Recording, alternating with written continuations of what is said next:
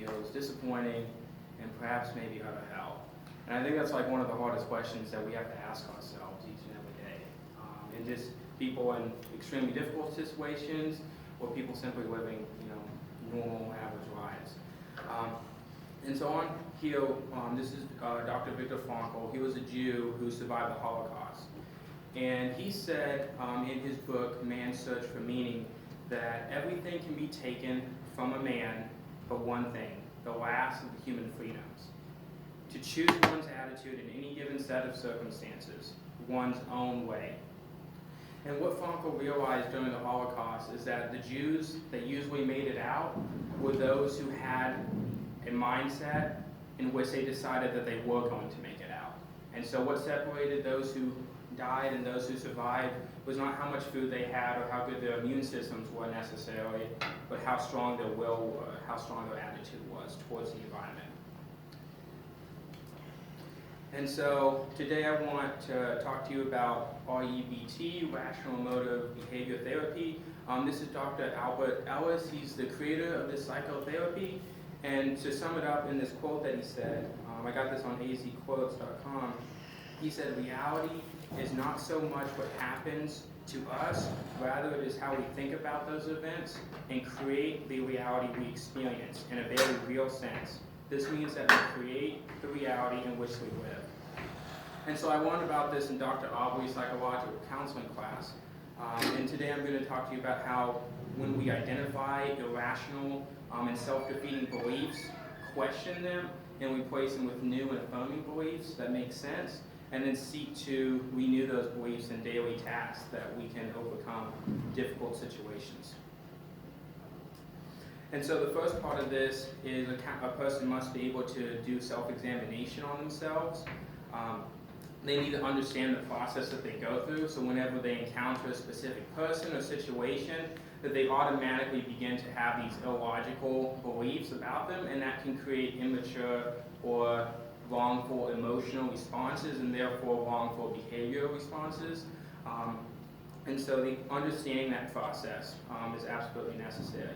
And the problem with this is people usually create absolutes with their beliefs, such as everyone has to be nice to me, or I must be successful in this field at all times, and things like that.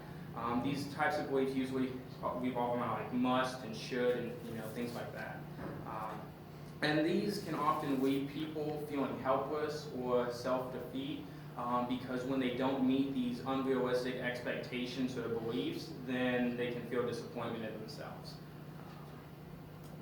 And so the second step to that is they have to question these beliefs. And so kind of going back to the first step, first they have to be able to detect what is an irrational and self-defeating beliefs, those beliefs that make us feel helpless. And after that, they have to debate internally with these beliefs and figure out for themselves whether it's logical or not by comparing it to reality and things of that nature. And then as they get better at this, they'll be able to have better discrimination against irrational beliefs. The next part is they need to be able to replace these beliefs with new beliefs that are affirming and logical. And so it's moving from absolutes to preferences. Instead of I have to do this, it's more I would prefer it to be like this, but if it isn't, I need to be content with that. And this flexibility prevents people from feeling helpless or trapped in their own beliefs and gives them some freedom. And then the fourth part of this and the last one is people need to have daily reminders about their new beliefs and this new type of lifestyle that they're trying to live. Whether it's written or verbal assignments that they do when they write out certain things or try to say things to them that show them their new beliefs, or even if they seek out situations in which reality can help to contradict those irrational beliefs that they used to hold on to, so that they can have a better and healthier mindset during the experiences. And also changing the way that they talk about themselves and the way that they think, having a more positive and affirming language instead of being so negative and almost, in a sense, closed-minded. And then just reading and watching educational material in which, seeing people have gone through the same things, talking with people, things of that nature, books, and, it's a really good experience.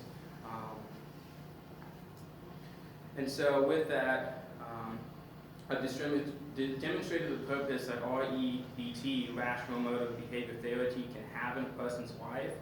And when we identify, question, replace. When we identify these irrational beliefs, question them, replace them with new ones, and then seek to see them in our daily lives, we can have a better life. As Dr. Aubrey says in his class of psychological counseling, we need to don't let your beliefs have control over your lives, but have control over your beliefs. Thank you very much.